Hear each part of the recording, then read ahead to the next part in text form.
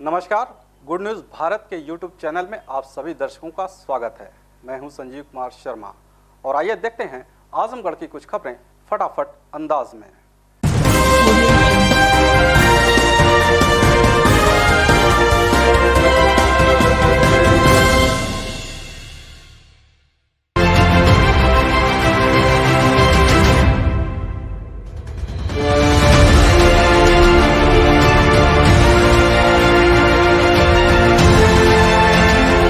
आजमगढ़ जिले में कई दिनों से बंद शराब की दुकानों के खुलते ही मदिरा सेवन करने वालों की लगी भीड़, सोशल डिस्टेंसिंग का नहीं हुआ पालन।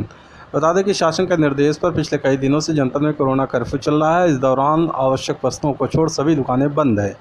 शासन के निर्देश पर जिला प्रशासन ने जनपद में शराब की दुकानों को सुबह 10 बजे से 3 बजे तक खोलने का निर्देश दिया है।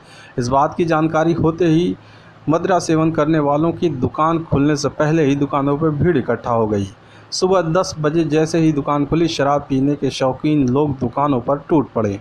इस दौरान लोग कोरोना प्रोटोकॉल का भी पालन करते नहीं दिखे। सभी एक दूसरे के ऊपर चढ़े नजर आए। यह सिलसिला शहर के सभी अंग्रेजी व देशी शराब की दुकानों पर 3 बजे तक देखने को मिला। फिलहाल कुछ समाजसेवी शराब की दुकान खोले जाने का विरोध में नजर आए, लेकिन सरकार के रेवेन्यू का हवाला भी देते दिखे। साथ ही मांग किया कि रमजान के समय मुस्लिम बंधुओं को कई तरह की आवश्यक वस्तुओं की खरीदारी के लिए दुकानों को खोला जाए। अब अगर हम नैतिक रूप से देखें तो शराब समाज के लिए बहुत ही नुकसानदेह है। परिवारों को ख़त्म करने के लिए, छोटे परिवारों को समाप्त करने के लिए, उनमें कलह पैदा करने के लिए, जीवन की रफ्तार को रोकने के लिए शराब बहुत ही दूरगामी परिणाम इसका बहुत ही कष्टप्रद है, नुकसानदेह है। लेकिन जहाँ बात सरकार की रेवेन्यू से आ रही है तो सरकार को कहीं न कहीं अपना फ़ायदा चाहिए, क्योंकि तमाम संसाधन उसको चलाने हैं। तो इस वजह से मुझे लगता है कि ये जो बड़ा रेवेन्यू जनरेशन का जरिया है इसको उन्होंने ओपन कर दिया है। जबकि अभी कुछ हमको लगता है हमारे मुस्लिम भाइयों के त्यौहार अभी बाकी हैं, ईद बाकी है, उनके मार्फत की चीज़ें अभी नहीं खुली हुई हैं। अभी वो लोग भी अपने त्यौहार को लेके बहुत सारी चीज़ों से अनभिज्ञ हैं, सामान नहीं प्राप्त कर पा रहे हैं। लेकिन अब इस बीच में शराब का खुल जाना ये दुर्भाग्यपूर्ण तो है ही, लेकिन जहाँ सरकार को पैसा और रेवेन्यू की बात है उस दृष्टिकोण से अगर सोचती है तो वो सरकार की बात है, हम इसको दुर्भाग्य। आजमगढ़ जिले के सदर तहसील के सेवटा गांव में नवनिर्वाचित ग्राम प्रधान ने गांव में करवाया सैनिटाइजेशन, लोगों से अपने घरों में रहने की अपील की। बता दें कि इन दिनों कोरोना संक्रमण तेजी से अपना पांव फैला रहा है। इसको देखते हुए जिला प्रशासन एहतियात के तौर पर सभी आवश्यक कदम उठा रही है, जिसमें शहर से लेकर गाँव तक सैनिटाइजेशन का कार्य कराया जा रहा है। इसी कड़ी में सदर तहसील के सेवटा गांव के ग्राम प्रधान निर्मला पांडे के पति सिल्लू पांडे की पहल पर जिला प्रशासन ने सफाई कर्मचारी से गांव को सैनिटाइजेशन के लिए भेजा। प्रधान पति सिल्लू पांडे का कहना है कि गांव के कई लोग कोरोना की चपेट में हैं। ऐसे में जिला प्रशासन के सहयोग से गांव को सैनिटाइजेशन कराया जा रहा है। साथ ही उन्होंने लोगों से अपील किया कि लोग अपने घरों में ही रहे, सामाजिक दूरी का पालन करें। इस तरह न सिर्फ हम अपने आप को बल्कि पूरे समाज को सुरक्षित रख कोरोना की चेन को तोड़ने में सफल रहेंगे। हमारे गांव में कोरोना महामारी के चलते तमाम लोग बीमार, 2-4 लोग बीमार पड़े हुए हैं जो कि अपना इलाज करा रहे हैं, और एक डर बना हुआ है कि कहीं कोरोना से प्रभावित न हो हमारा गांव। इसके मद्देनज़र हम लोगों ने अभी अपने गांव में ये सैनिटाइज़र या प्रशासन द्वारा जो भी व्यवस्थाएं उपलब्ध कराई जा रही हैं, सफाई कर्मी के द्वारा आज पूरे गांव में सैनिटाइजिंग का कार्य हो रहा है। और घर घर जा कर के, रास्ते, गली कूचे, दरवाजे सबके जा कर के सफाई कर्मी द्वारा ये कराया जा रहा है, ताकि लोगों का स्वास्थ्य बेहतर हो सके और एक सामाजिक दूरी बना करके लोगों को उठने बैठने की सलाह दी जा रही है, क्योंकि शासन प्रशासन का सहयोग हम लोगों को ही करना है। और हम लोग अगर ऐसा नहीं करेंगे तो निश्चित रूप से इस महामारी को रोकना बड़ा मुश्किल होगा। अतः सभी ग्रामवासियों से हमारा ये विनम्र निवेदन है कि सैनिटाइजिंग का कार्य सुचारू रूप से कराया जा रहा है और अपने घर पे लोग रहें, एक सामाजिक दूरी कम से कम 2 से 3 मीटर की दूरी बना के लोग बैठें, या घर में अपने अंदर भी आपस में एक दूसरे से दूरी बना के बैठें, ताकि इस महामारी को फैलने से रोका जा सके। कोविड महामारी के बढ़ते संक्रमण को देखते हुए आजमगढ़ प्रशासन सख्त हो गया है।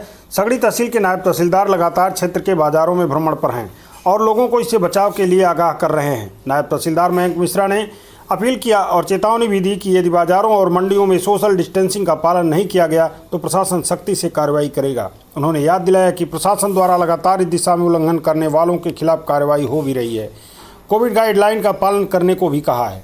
आपको बता दें, इसी क्रम में उन्होंने जीएनपुर बाजार स्थित सब्जी मंडी, फल मंडी व अन्य बाजारों में पहुंचकर वहां निरीक्षण किया।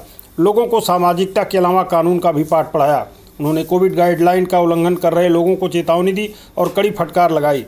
निरीक्षण के दौरान कुछ व्यापारी बिना मास्क के ही सामानों की बिक्री कर रहे थे, तो वहीं पर कुछ ग्राहक भी सोशल डिस्टेंसिंग का पालन नहीं कर रहे थे, जिस पर उन्होंने फटकार लगाई।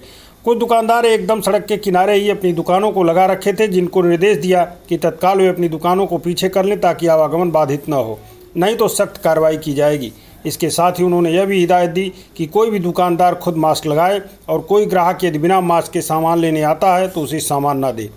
उन्होंने दुकानदारों को हिदायत दी कि सोशल डिस्टेंसिंग का ध्यान रखते हुए ही सामानों की बिक्री करें। नायब तहसीलदार ने जीएनपुर बाजार में लॉकडाउन का जायजा लिया, जिसमें बाजार की कुछ दुकानें खुली हुई थी, जिनको सख्ती के साथ बंद कराया और उन्हें नोटिस भी दी। इस दौरान नायब तहसीलदार मयंक मिश्रा ने बताया कि शासन के निर्देशानुसार निर्धारित समय सीमा के अंदर ही दुकान खोले। बाकी बातें सुनिए आप सगड़ी के नायब तहसीलदार मयंक मिश्रा से। मंडी और सब्जी मंडी में सर चेकिंग की है सर, क्या क्या कार्रवाई हुई सर, क्या दिशा निर्देश? शासन के निर्देशों को दिशा अनुरूप 6 से 11 बजे तक जो खुलने का समय है, 7 से 11 बजे तक, उसके बीच में ये हमें निर्देश है। फल मंडियों में शिकायत लगातार आ रही थी, भीड़ बहुत है। श्रीमान उप जिलाधिकारी के निर्देशानुसार सुबह ही देखा गया, कुछ दुकानों के नाम नोट किए गए हैं, जिनकी कार्रवाई 2-3 दुकानों पे होगी और वो सूचना आपको शाम तक मिल जाएगी। और आपके चैनल के माध्यम से जनता से अपील है कि कम से कम आवश्यक कार्यों पे ही घर से बाहर निकलें, अनावश्यक भीड़ न लगाएं। सिचुएशन महामारी की है और आप अपनी और अपने परिवार की सुरक्षा स्वयं करें। Thank you. आजमगढ़ जिले के पड़ोसी जनपद अम्बेडकर नगर में जहरीली शराब से मौत के बाद जागा जिला प्रशासन अनाउंसमेंट कराकर लोगों को कर रहा आगाह। बता दें कि आजमगढ़ और अम्बेडकर नगर की सीमा से सटे गांवों में जहरीली शराब पीने से कई लोगों की मौत हो गई और कई जिंदगी और मौत से जंग लड़ रहे हैं।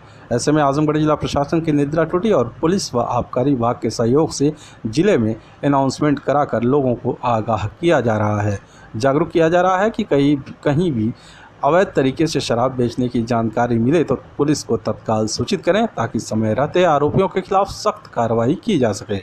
अवैध तरीके से हो रही शराब बिक्री से सावधान रहें, उसका सेवन न करें, वह जानलेवा हो सकता है। साथियों, दोस्तों, मित्रों, पिता चले बुजुर्गों, बगल की सीमावर्ती जनपद से कथित जहरीली शराब से मौत का समाचार प्राप्त हुआ है। जी हाँ, यदि आपके घर में शराब रखी हुई है तो कृपया सेवन न करें तथा उसे फेंक दें। आपके जीवन की रक्षा के लिए यह अत्यंत जरूरी है। जीवन है तो जहान है, जीवन अमूल्य है। जी हाँ, आदेशानुसार श्रीमान पुलिस अधीक्षक आजमगढ़ थानाध्यक्ष पमई। जी हाँ, सावधान, आपको सावधान किया जाता है। आजमगढ़ डीएम राजेश कुमार ने जीजीआईसी के कोविड कमांड सेंटर सभागार में की बैठक, अधिकारियों को दिए आवश्यक दिशा निर्देश। बता दें कि जिलाधिकारी राजेश कुमार ने जीजीआईसी आजमगढ़ में कोविड-19 के मरीजों की सहायता के लिए स्थापित किए गए integrated command and control centre में वहां तैनात अधिकारियों के साथ बैठक की। बैठक में डीएम ने होम आइसोलेशन कक्ष, कॉन्टैक्ट ट्रेसिंग कक्ष, निगरानी कक्ष, आपदा राहत कंट्रोल रूम द्वारा किए जा रहे कार्यों की जानकारी प्राप्त की। उन्होंने कोविड एवं नॉन कोविड मरीजों के लिए सभी आवश्यक सुविधाओं की उपलब्धता सुनिश्चित करने के लिए निर्देश दिए। जिलाधिकारी ने अधिकारियों को निर्देश दिए कि जो भी कोविड-19 से संक्रमित मरीज हैं उनके लिए दवा, ऑक्सीजन एवं बेड की उपलब्धता सुनिश्चित किया जाए। उन्होंने कहा कि कोविड-19 मरीज होम आइसोलेशन में हैं, उनकी लगातार निगरानी करते रहें तथा जो भी सहायता की मांग करता है उसे तत्काल उपलब्ध कराएं। जिलाधिकारी ने कहा कि कोविड-19 से संक्रमित मरीजों के लिए पर्याप्त दवाएं, ऑक्सीजन एवं बेड उपलब्ध है। किसी भी मरीज को किसी प्रकार की परेशानी नहीं होनी चाहिए। आजमगढ़ जिले में कोरोना कर्फ्यू के दौरान क्या रहेगा प्रतिबंधित, क्या रहेगा खुला, डीएम ने दी जानकारी। शराब की दुकानें 10 से 3 बजे तक रहेंगी खुली। जिलाधिकारी राजेश कुमार ने बताया कि आजमगढ़ की सीमा के अंतर्गत जन सामान्य व उनके वाहनों का आवागमन या जन सामान्य का घर से निकलना तत्काल प्रभाव से प्रतिबंधित किया गया है। जनपद में समस्त प्रकार के सामाजिक, राजनीतिक, खेल, मनोरंजन, सांस्कृतिक, धार्मिक उत्सव से संबंधित तथा अन्य प्रकार की भीड़ इकट्ठी करना तथा सभाएं करना प्रतिबंधित किया गया है। जनपद में समस्त व्यापारिक प्रतिष्ठान, शॉपिंग कॉम्प्लेक्स, रेस्टोरेंट एवं बार, खेल complex, gym, spa, swimming pool और धार्मिक स्थान बंद रहेंगे। कोरोना संक्रमण की परिस्थितियों से दृष्टिगत समस्त माध्यमिक विद्यालयों को 20 मई तक बंद कर दिया गया है। समस्त आवश्यक सेवा, स्वास्थ्य एवं चिकित्सकीय सेवाएं तथा medical stores, surgical store, medical जांच करने वाली lab, sample, blood collection centre व उनके कार्यालय, सरकारी निजी अस्पताल, मेडिकल प्रैक्टिस करने वाले क्लिनिक, एम्बुलेंस, अस्पतालों को की जाने वाली सप्लाई में लगे वाहन व सप्लाई चेन से संबंधित गतिविधियां, आपात चिकित्सा वाले व्यक्ति व उनके तीमारदारों का आवागमन तथा अन्य चिकित्सकीय सेवाएं इस प्रतिबंध से मुक्त रहेंगी। मेडिकल ऑक्सीजन की आपूर्ति में लगे कर्मचारियों, वेंडर, सप्लायरों, ऑक्सीजन टैंकरों व आपूर्ति संबंधित अन्य वाहनों पर कोई प्रतिबंध नहीं रहेगा तथा उनके आवागमन में कोई अवरोध उत्पन्न नहीं किया जाएगा, बल्कि प्राथमिकता के आधार पर उनके गंतव्य स्थान तक जाने की व्यवस्था में आवश्यक सहयोग प्रदान किया जाएगा। आवश्यक वस्तुएं, सब्जी, फल, भोजन सामग्री, अनाज व गल्ले की रिटेल दुकानें तथा दूध, ब्रेड, बेकरी के आउटलेट्स सुबह 11 बजे तक खुले रहेंगे। तो वहीं जनपद के समस्त आबकारी की दुकानें 10 बजे से 3 बजे तक खुली रहेंगी। इस दौरान सोशल डिस्टेंसिंग के अनुपालन हेतु गोले बनाना अनिवार्य होगा तथा ग्राहकों द्वारा मास्क लगाया जाना सुनिश्चित करना होगा।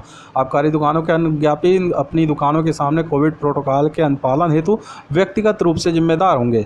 इस आदेश का उल्लंघन महामारी अधिनियम 1897, उत्तर प्रदेश कोविड-19 विनामावली 2020 तथा राष्ट्रीय आपदा प्रबंधन अधिनियम 2005 में दिए गए प्रावधानों के अंतर्गत दंडनीय अपराध के साथ साथ भारतीय दंड संहिता की धारा 188 के अंतर्गत भी दंडनीय अपराध होगा।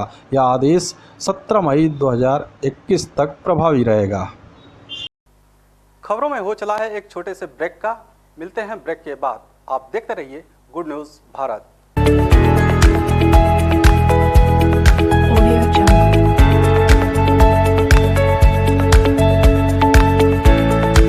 ब्रेक के बाद एक बार फिर आपका स्वागत है और आइए देखते हैं आजमगढ़ की कुछ खबरें फटाफट अंदाज में।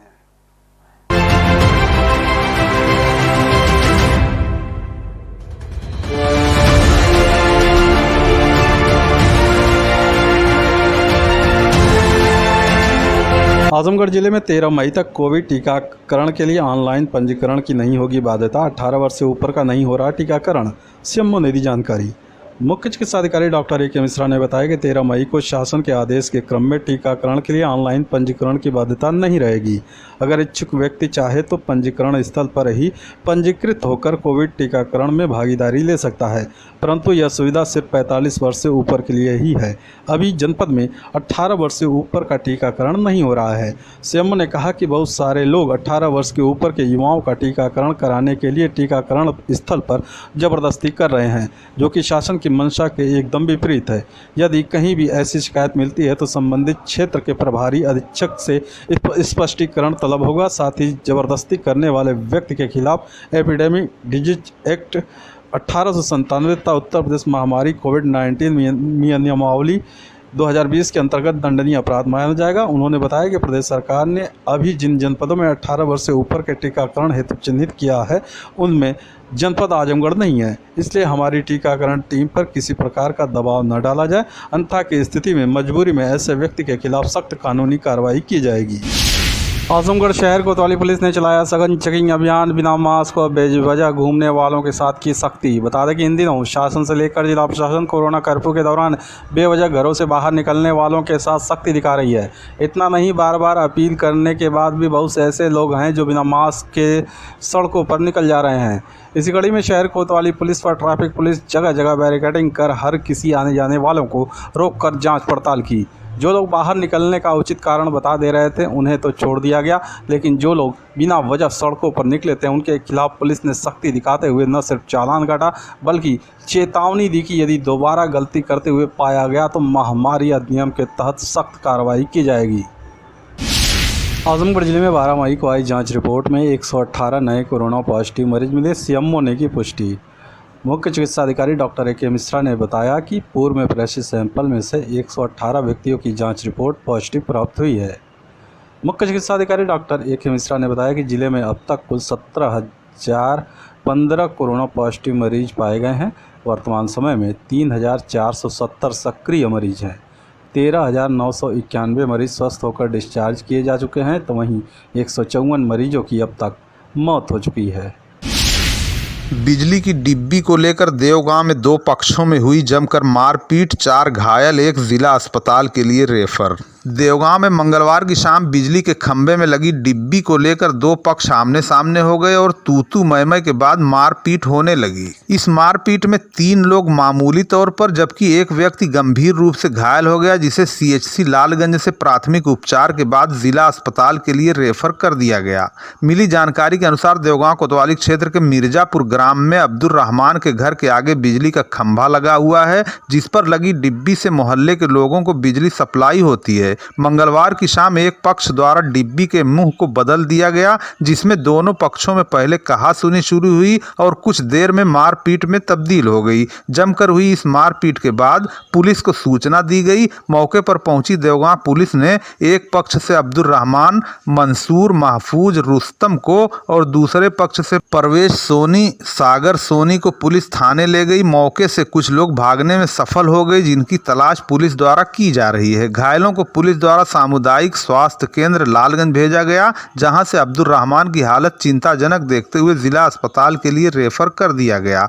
पुलिस घटना की पूरी जानकारी लेकर जांच पड़ताल कर रही है तथा घटना में शामिल अन्य लोगों की भी तलाश की जा रही है। आपको बता दें, अब्दुल रहमान त्रिस्तरीय पंचायत चुनाव में प्रधान पद का प्रत्याशी भी था।